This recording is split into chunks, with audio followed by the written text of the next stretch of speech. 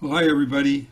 I'm not known to many of you, I think, but I'm glad to share this time with you this morning or this afternoon.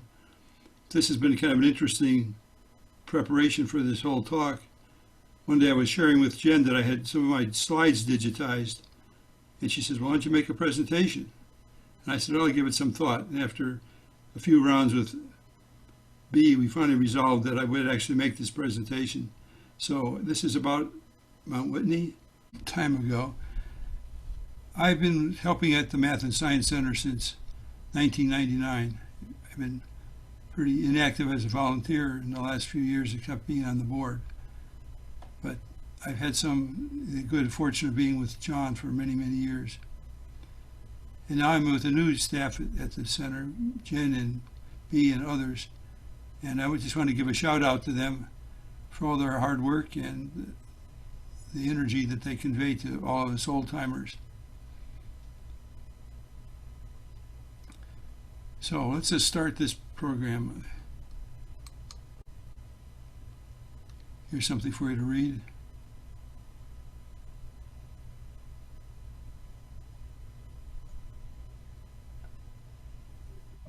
I was interested in what kind of reaction I'd get. It's about the same reaction I get to a bad joke.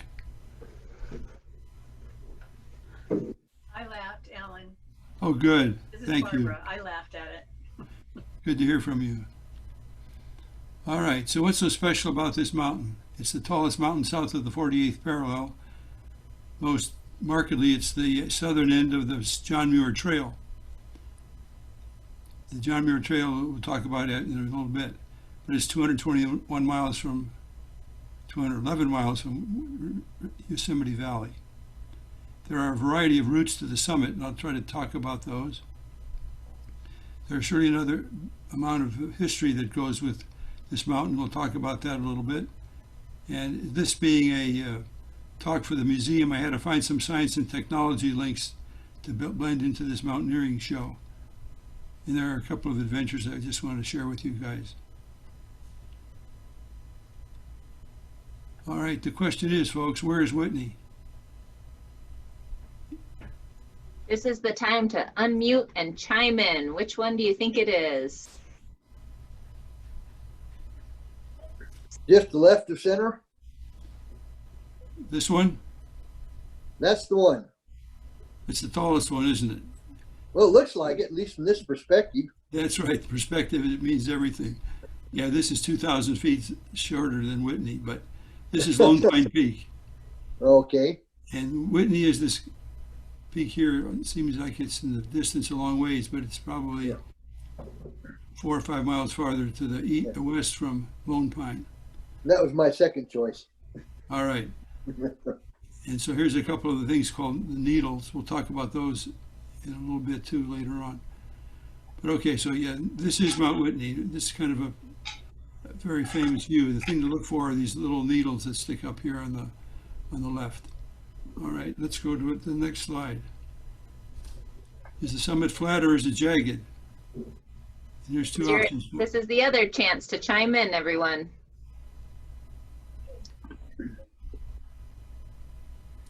Anybody got a guess? Well, since I messed up the other one, I'm going to guess it's a trick question. It's flat. That's a good answer. This is the top of Mount Whitney here on the left. This is the summit of Thunder Mountain in the Sierra. But so the answer to the question, yes, this is a pretty flat mountain. It's been estimated there's like 4 acres of land on the top of this mountain that's relatively flat. So that was one of the distinctive features in the old days. When scientists start looking at that, they realize that there must be a flat surface because there's a lot of snow on it. So, all right, so that's, I think, the time we can just sit back and listen to the rest of this program. The mountain is on the eastern boundary of the Sequoia National Park. Hey, Alan, I muted everybody and it muted you. I'm sorry. Alan, you need to unmute yourself. Oh, gosh. Alan, can you hear me? You need to unmute yourself. Is that what I need to do? Yes. All Sorry, right. so starting at this slide again. Sorry, that was my fault. At any rate, I did say that this is on the eastern boundary of Sequoia in Southern California. It's near the town of Lone Pine. And Lone Pine is east of the mountain, as well as Death Valley. It's a little bit farther east. Highway 395 is the main corridor that takes one north and south through on the east side of the Sierra. And so that would be the highway you would aim for if you were to try to go to Mount Whitney. And one thing about Mount Whitney is that when you hike it, is it's 10.5 miles from the peak to the so-called Whitney Portal, where there's parking and where there's a store. And so you can complete the hike to Mount Whitney, but you're still not back at your cars. You have a little farther to go.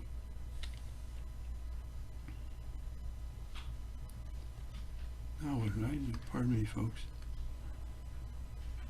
Here's a little bit of a graphic that shows the Mount Whitney Trail in red, starting at whatever end. But if you start up at Yosemite, it does this funny loop at the top.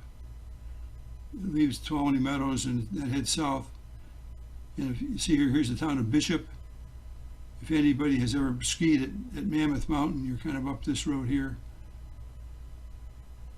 And you go farther south, you find Lone Pine just off the screen here to the east.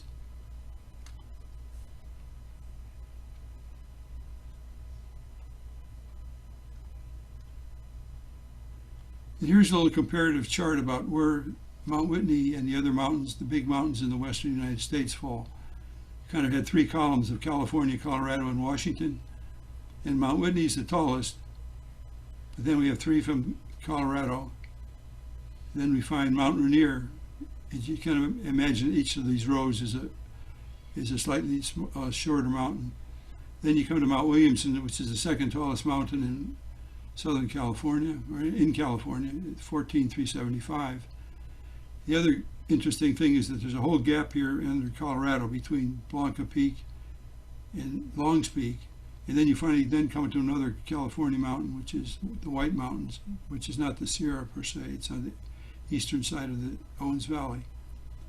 So this does not complete the whole list, but it helps you understand there are a lot of tall mountains in Colorado, but California just happens to have the tallest one. Okay, well, who is this mountain named for? It's named for a man whose name was Josiah Dwight Whitney. He happened to be the director of the California Geological Survey. That Geological Survey was really a survey in the 1860s of what are the resources in California.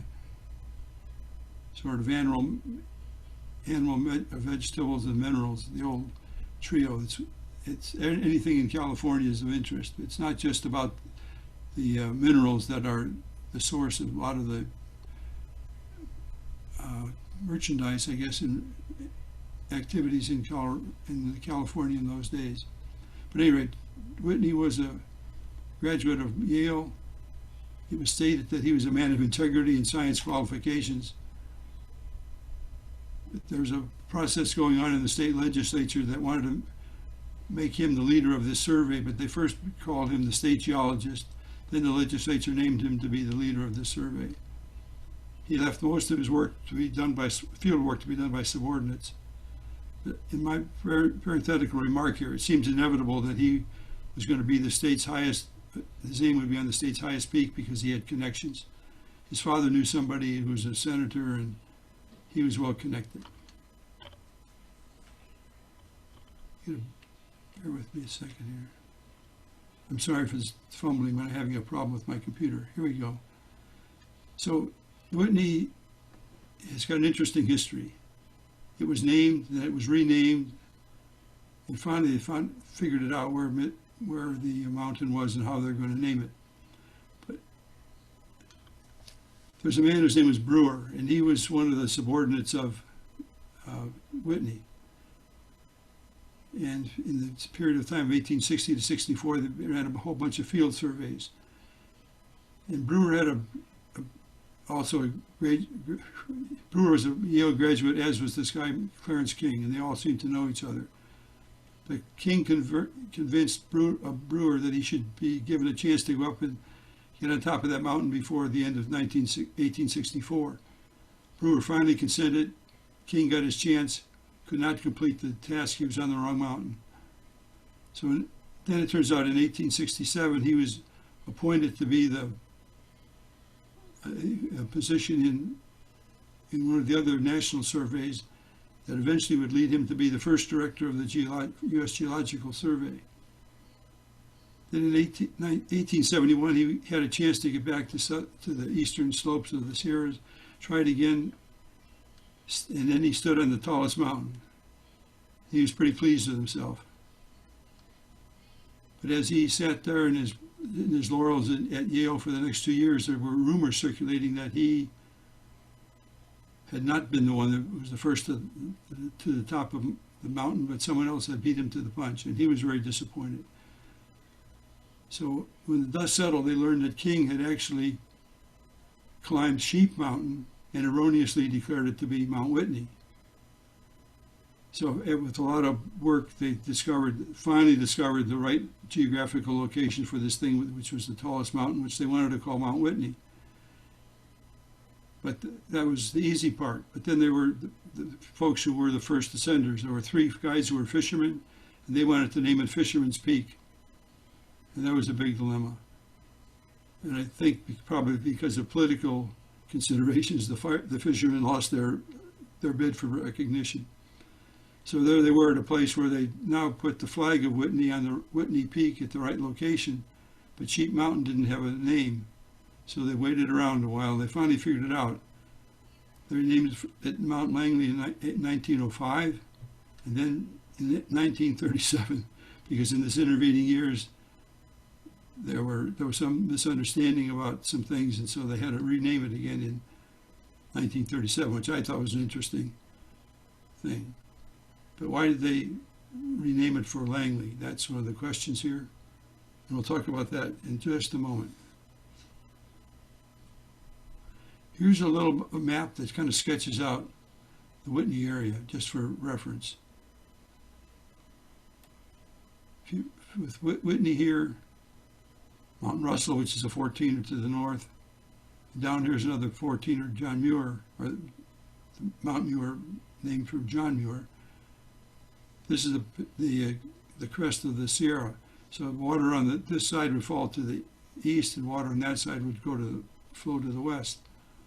So that's the big distinction. So in order to get from the lowlands, which at the store, you had to come up to about 13,400 feet before you started going down the other side.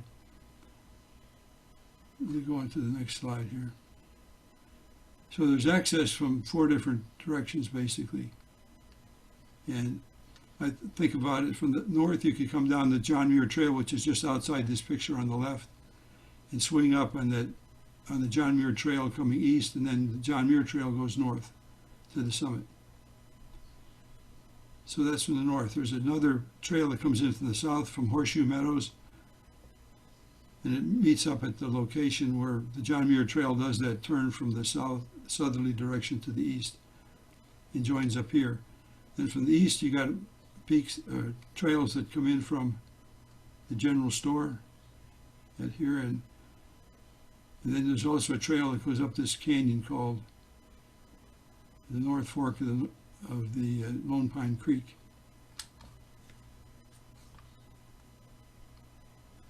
So I've talked about those approaches a bit. Some of these get a little bit wild because from the west, the Giant Forest Trail is 71 trail miles away, so you got to be prepared to walk a distance. But the Giant Forest is where all the big trees in Sequoia are. And then it's 22 miles from the Horseshoe Meadows from the south into the Pacific, along the Pacific Crest Trail to get to the peak.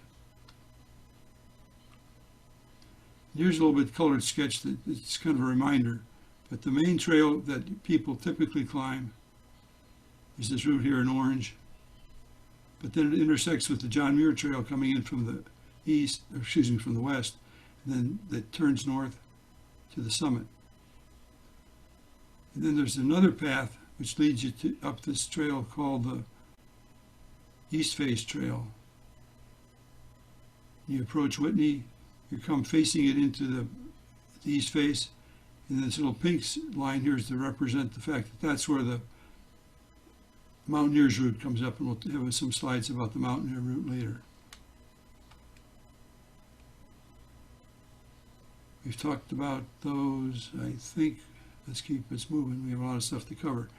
Okay, so here's the link between science and technology and Mount Whitney.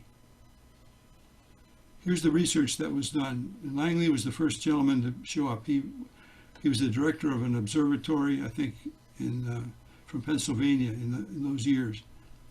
But in August of 1881, he was the first guy to show up to do some studies about solar heating, what that meant.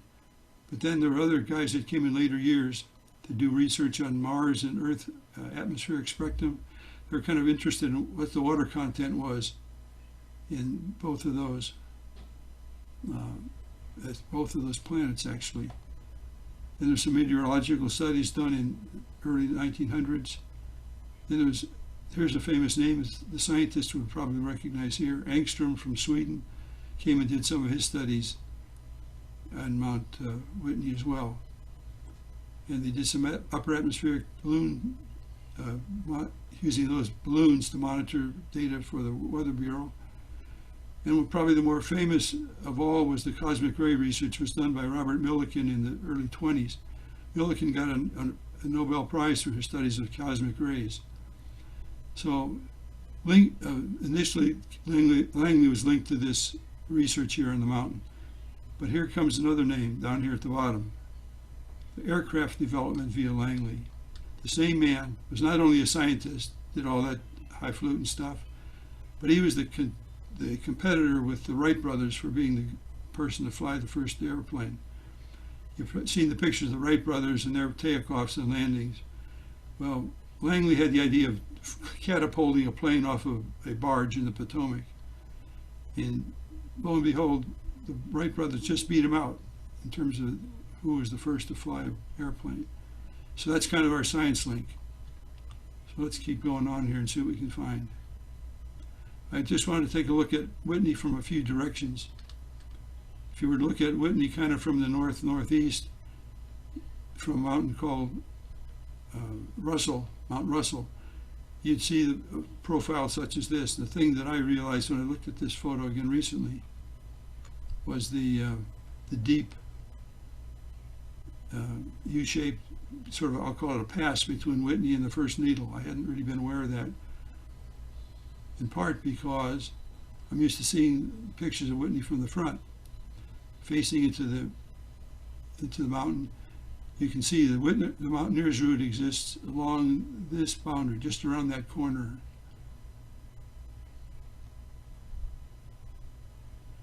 And this sketch is just to have me have a chance to share with you some of the names that have been ascribed to these routes.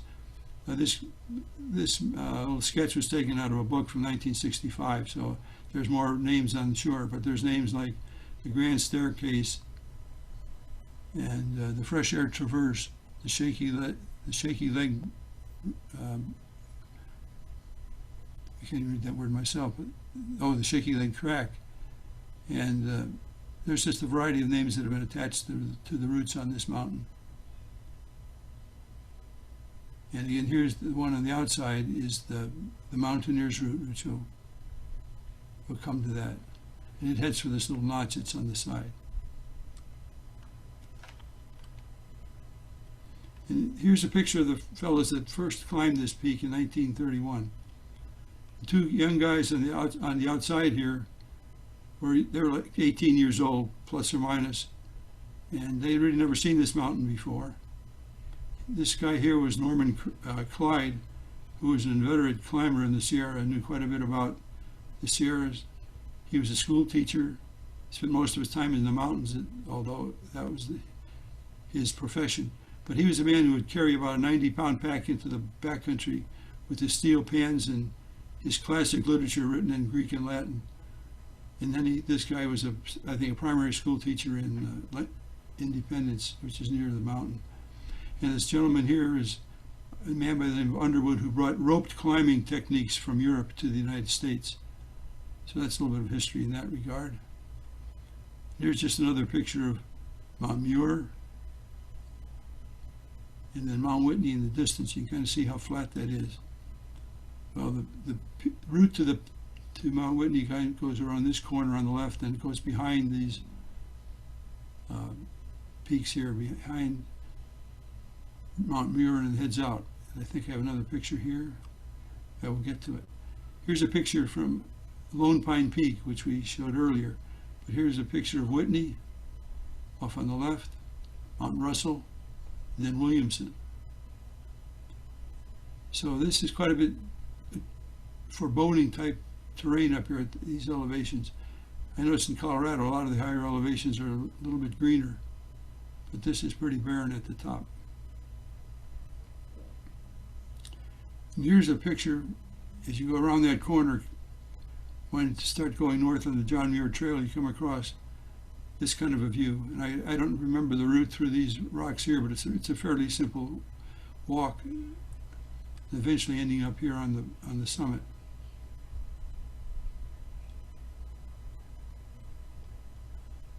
And let me just share with you some adventures I have had there. There was a time in September of, I can't remember the year right offhand, but anyway, there was the four of us who were going to climb Mount Whitney from the south. And so we're going to see a progression of pictures here. This is the first night camp on the Pacific Crest Trail heading for Mount Whitney. Here's the next evening's camp below Mount Whitney. And the question is kind of, what's all this white stuff that's starting to show up? Well, here's what it looked like in the morning. And we're a long way from Mount Whitney yet. We're very concerned about the amount of snow, how much ice we would find on the route up there. And we sort of planned our day and decided we would not try for Whitney on that trip, just bypass it. But it was a surprise. And as we got up towards Whitney, we were able to look out to the west and look out towards Crabtree Meadow, and this is what we saw. We were about 13,400 feet or so at this point. And here's a picture of my friend Allie climbing through the snow and the ice that was below it, and it was a little bit treacherous and slow. But we finally got over to the summit and started heading down towards the cars. And we were probably 5,500 feet above the cars at this point. This was not a black and white picture, but it just sort of showed up that way in this film. It was a pretty bleak day. So that was one of the adventures I've had there at Mount Whitney. And then here's another. And for those of you that didn't get the early invitations, my son Mark is in the audience today, and he was one of the participants here. But this was in 1974. We climbed Mount Whitney via the Mountaineers route, which is this gash here on the right side of Whitney. If I can find my cursor, I'll be fine. Here we go. So we're aiming for this notch, then go around that corner on the backside and come up to the summit. All told, this is maybe 2,500 feet from here to the summit, from this elevation. So it's a little bit of a scramble. In the morning light, well, you can see there's a lot of rockfall danger in there. We had to be careful about that. But let me continue on with my slides. So here's our friend Richard that climbed with us that day. Mark, turns out he was 14 on this picture. And there's his dad with a bright orange jacket that he sewed himself. It still does look pretty new, I think. But Richard is a man that worked with me at the Jet Propulsion Lab in Pasadena. As we approached the mountain, we were on a trail, but then we could see above us that we had to get up onto, if we wanted to avoid willows that were down in the bottom of the creek, we had to climb up on top of these cliffs. And we chose this option rather than bust our way through the bottom, which we had done before, and that was a little bit rugged. So what we see here is the North Fork of Lone Pine Creek is running at the base of this rock, which is pretty vertical here. We had to figure out a way to get up maybe 50 feet or so to get on top of a rock that we could then extend ourselves across those ledges that we talked about before. And here's what we had to contend with. We had all these willows, and we just used them as kind of as a ladder to kind of work our way eventually up from the base there where the water was flowing up on top, where we could start to get at those cliffs. And here's another picture looking down on the creek below us. And it's a little bit of a drop. I was surprised when I looked at this picture after all these years and realized we'd crossed this face of this rock somewhere here. But there's our friend Richard making this traverse across. And then we're finally out of that terrain, and we're now looking down into the Owens Valley, which is out here in the distance.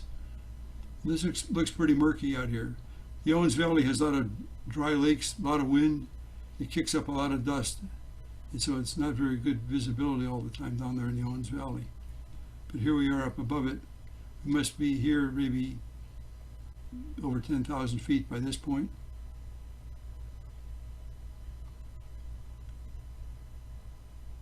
Pardon me. I missed the picture. Okay.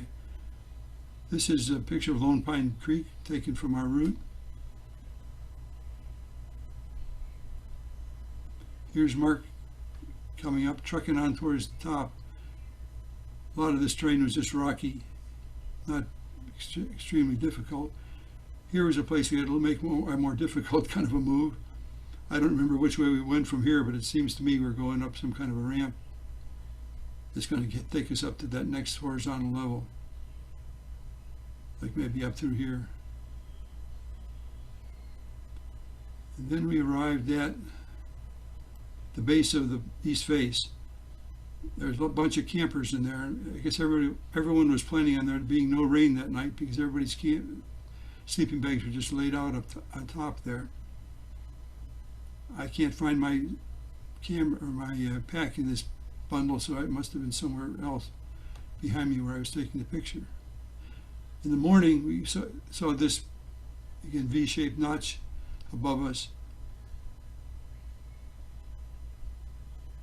And as we were heading up the peak, we were suddenly visited by a little pal here, which I can have a hard time finding. There was a bird. Take my word for it, there's a bird in that picture. You probably see it and I don't. Oh, here's a bird right there. So that's a little bit of wildlife. Richard and Mark just ascending up the mountain. Now we're looking back down the Owens Valley. It's at this time of day and in the light, there's a little bit more visibility than we saw before. Here's a picture down the chute. Let me just take a moment and show you how to look at this a bit. This is the bottom. And in the lighting that's in this photo, you have a hard time recognizing where's the bottom and where's the top. But there's the bottom. It comes up through this path here.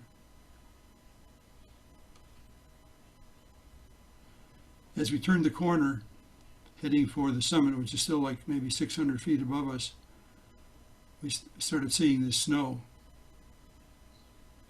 It was clinging to the rocks, and here it is on Labor Day weekend. Or no, not Labor Day, it was the third week of September.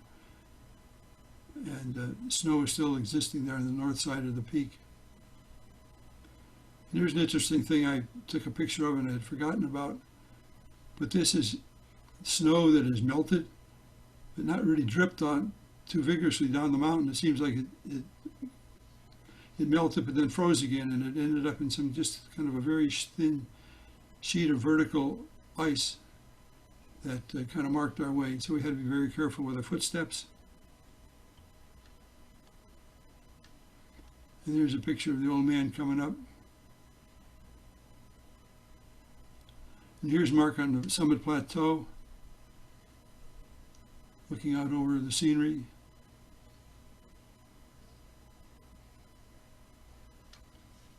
And there's a picture of Richard and Mark that I took. It looks like I'm far, very much higher than those guys, but not that much actually. It's a better perspective, but this is looking back towards the north and northwest from the summit. And behind those three guys is this mountain called Mount Williamson, again the second highest peak in California. And here's some pictures down over the edge where we can see some lakes. And you gotta be careful what you interpret dark area as being, because some of this is just shadows. Now we're seeing a little bit more of that terrain below us.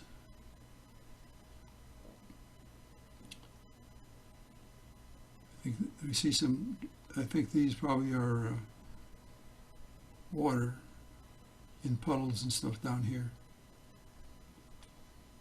But then there was a surprise at the top. That day happened to be my birthday, and Mark surprised me with a birthday cake. And we get visited by another wildlife. That bird wanted to come in and help us with the birthday cake.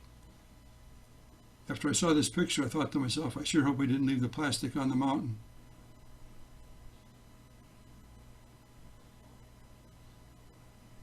And there's a picture of us guys signing in a register, which is on the side of this building.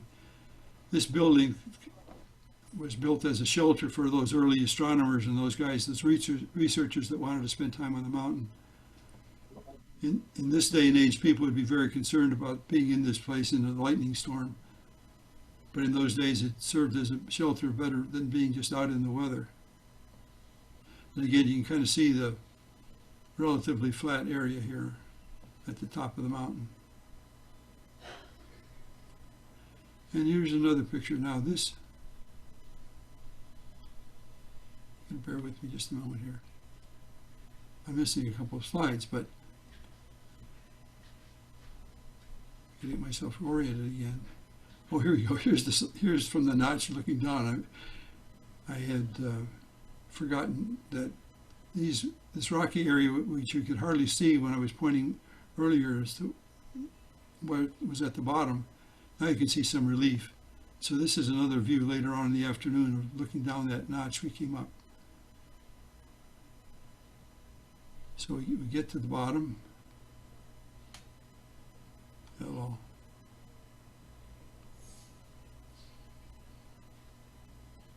Here we go, we're going in the right direction. So that's just another view of the Mountaineers route. And it kept us busy that day. It was a somewhat challenging adventure, but we sure did have fun.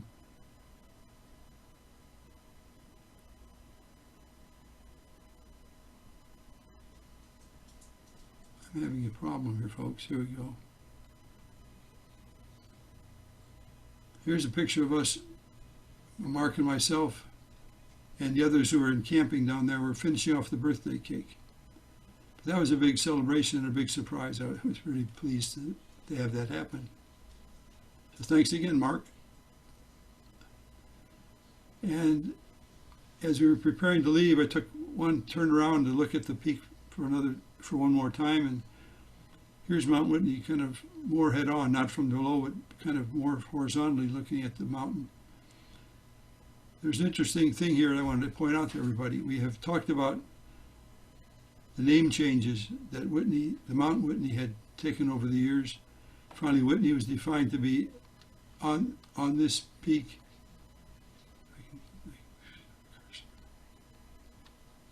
Bear with me, folks. Well, anyway, this mountain, here's Mount Whitney. So Whitney's name was on that tallest peak. And it turns out that there were a couple of guys that were key supporters of Langley's original research in 1881. So they named these two pinnacles after those two guys. Keeler and Day were their two names. Well, it turns out, here's another name change I could share with you. On the official USGS maps, this one had a name on it called Keeler. This one never did have a name on it.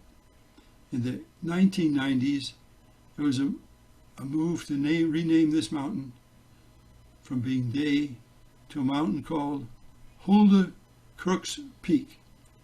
Turns out that Hulda Crooks was a lady that began climbing Mount Whitney at age 66. Before she passed away at the age 97 or so, she had climbed Whitney on 26 birthdays or something like that. And so this is a recognition of her energetic efforts to be such a regular participant in this, and her age caused the USGS to rename this pinnacle now called Hilda Crook's Peak.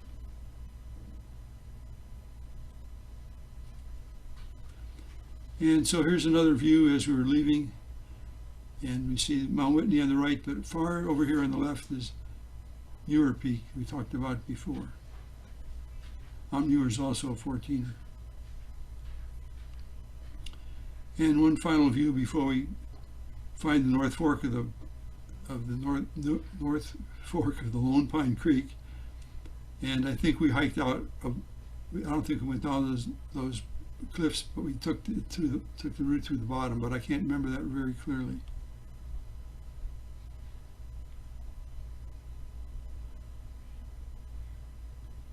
So that says that's the end of that.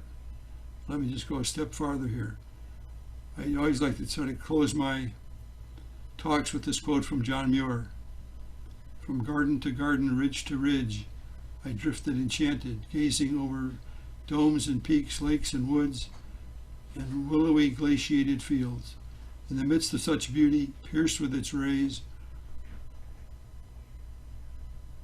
I can't read behind the words here, but one's body becomes all one tingling pellet. Who wouldn't be a mountaineer? That's all, folks.